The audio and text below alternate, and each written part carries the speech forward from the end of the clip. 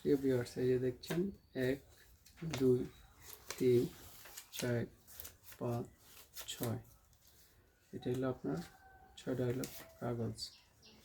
2 3 4 5 6, এই 6টা থেকে আমরা এখন কি করব, এটাকে আপনার টাকা বানাবো। এখন কীভাবে বানাবো সেটা হলো আপনার এখন দেখার বিষয়। এই দেখছেন টাকা, দেখছেন টাকা, এই যে 1 2 3 4 5 6, এই দেখেন টাকা।